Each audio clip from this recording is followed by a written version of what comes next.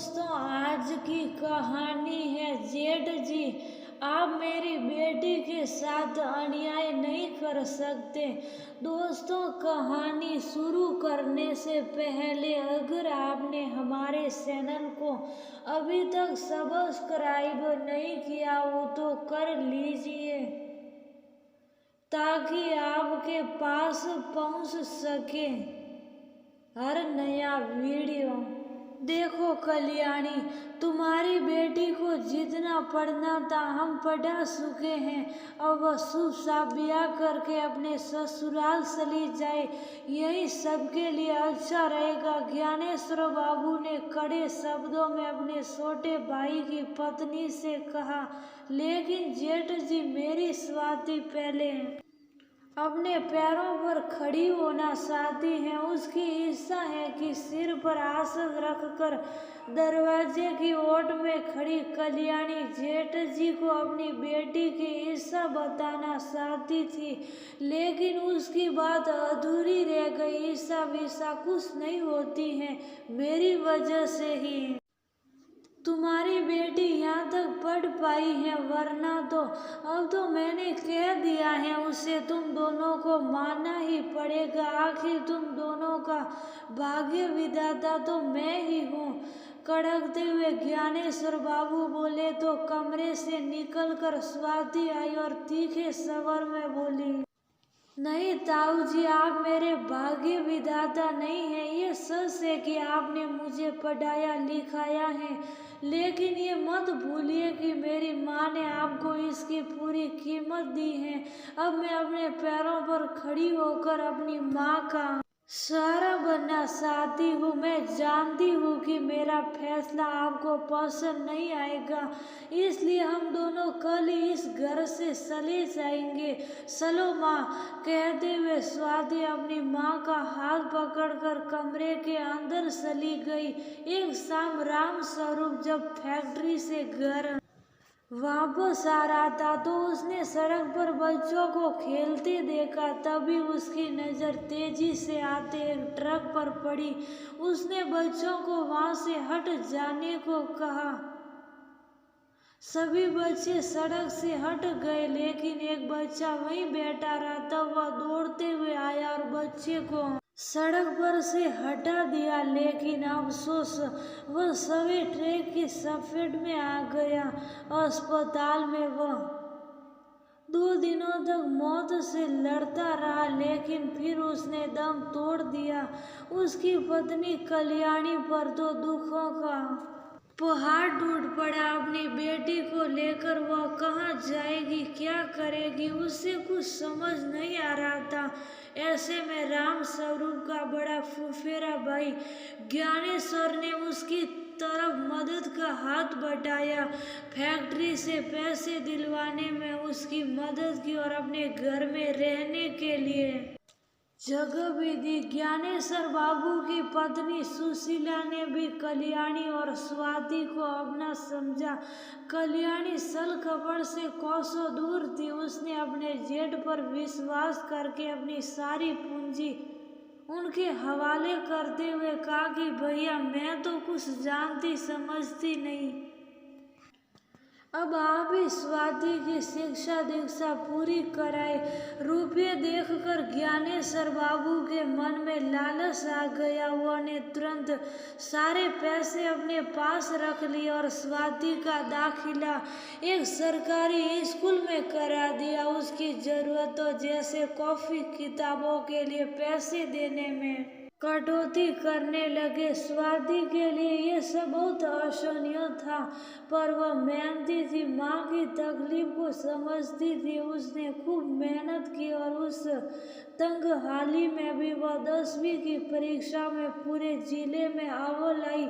फिर उसने 12वीं की परीक्षा दी। वह प्रशासनिक अधिकारी बनकर देश की सेवा करना चाहती थी, इसलिए वह ग्रेजुएशन करते हुए यूपीएससी की तैयारी भी करना चाहती थी। लेकिन उसके ताऊजी ने पढ़ाई बंद करके शादी करने का फरमान जारी कर दिया। तो वह क्रोधित हो उठी। उनकी बात को अस्वीकार करते हुए उसने अपनी पढ़ाई पूरी करने और पिता के सपने को पूरा करने का दृढ़ निश्चय किया। अगले ही दिन स्वाति अपनी माँ को लेकर एक किराए के मकान में शिफ्ट हो गई और कॉलेज जाकर पढ़ाई करने लगी। साथ ही यूपीएससी की तैयारी में भी वह जुट गई। उसकी माँ सिलाई का काम करने लगी जिससे रनिंग इनकम होती रही। फिर भी स्वाति के लिए राह आसान नहीं थी, तमाम बाधाएं भी थी, लेकिन वह बड़ी हिम्मत से अपनी डगर पर चलती रही। समय बाद जब पैसों की समस्या होने लगी तब वह आसपास के बच्चों को ट्यूशन भी पढ़ाने लगी। बीए की सेकेंड ईयर की परीक्षा के बाद उसने यूपीएससी की प्रवेश परीक्षा भी दी जिसमें वह अपनी जगह नहीं बना पाई। तब उसे समझ आया कि कोचिंग लेना जरूरी है। स्वाति के घर के पास ही सक्सेस कोचिंग सेंटर था।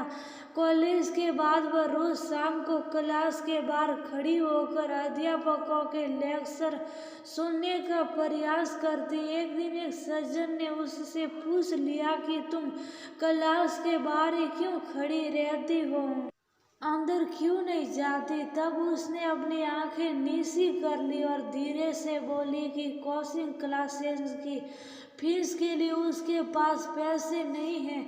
सज्जन बोले, बस इतनी सी बात है, चलो मैं तुम्हारी फीस भर देता हूँ और तुम अंदर जाकर मन लगाकर अपनी तैयारी करो। लेकिन मैं तो आपको जानती नहीं, पैसे कैसे? स्वाति ने हैरत से कहा।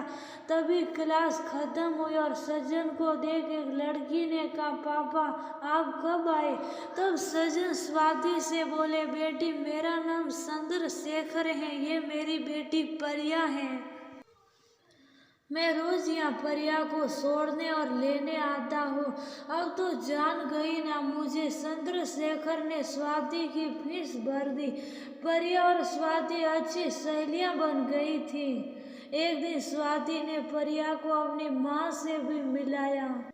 सेकेंड अटेम्प्ट के लिए स्वाति की तैयारी अच्छी थी। बीए के रिजल्ट के कुछ समय बाद यूपीएससी का भी रिजल्ट आया। अपने अच्छे रैंक देखकर वह खुशी से फूली नहीं समाई थी। फिर उसने इंटरव्यू की तैयारी की, लेकिन कुछ कमियों के कारण वह क्वालिफाई नहीं कर पाया। स्वाति का बीए पूरा हो चुका था, इसलिए अब उसने अपना पूरा ध्यान प्रवेश परीक्षा पर लगा दिया। प्रिया भी इस बार पुनः परीक्षा दे रही थी। दोनों सहेलियों ने इस परीक्षा में अपनी जान लगा दी। रिजल्ट निकला तो दोनों ने ही अच्छे रैंक प्राप्त किए थे। स्वाति को वाई के लिए 1 साल का अनुभव था जो उसके लिए मददगार साबित हुआ। कुछ समय बाद रिजल्ट निकला तो दोनों सहेलियां आईएएस बन गई थी। स्वाति ने घर जाकर माँ को खुशखबरी सुनाई और उनके शरण स्पर्श करके बोली, बस माँ अब आपको ये सब कुछ नहीं करना है, अब आप एक आईएएस ऑफिसर की माँ हैं। स्वाति की पोस्टिंग दूसरे शहर में हुई थी, इसलिए वह अपनी माँ को लेकर वहीं शिफ्ट हो गई। पहली तनख्वाह मिलते ही उसने प्रिया के पिता के पैसे वापस कर दिए। वह तो पैसे ले ही नहीं रहे थे, लेकिन जब स्वाति ने कहा कि इन रुपयों को आप मुझ जैसी अन्य लड़कियों की मदद में लगा दीजिएगा, तब उन्होंने ले लिया। एक दिन स्वाति अपने ऑफिस में बैठी फाइलें देख रही थी, तभी चपरासी ने आकर उसे एक पर्ची दी। पर्ची पर चंद्रशेखर नाम पढ़कर वह तुरंत खड़ी हो गई और बाहर जाकर आदर सहित उन्हें भीतर ले आई।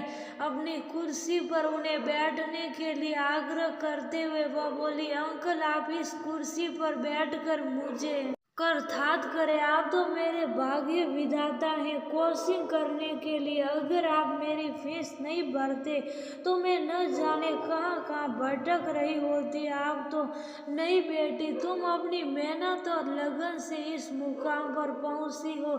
इंसान के कर्म ही उसके भाग्य बनाता है। इसलिए बेटी, अपने भाग्य की तुम सभी भाग्य विधाता हो और इस कुर्सी पर बैठने का अधिकार सिर्फ तुम्हें है। मैं तो एक साधारण इंसान हूँ, किसी काम से यहाँ आया तो तुम्हें देखने सलाह आया।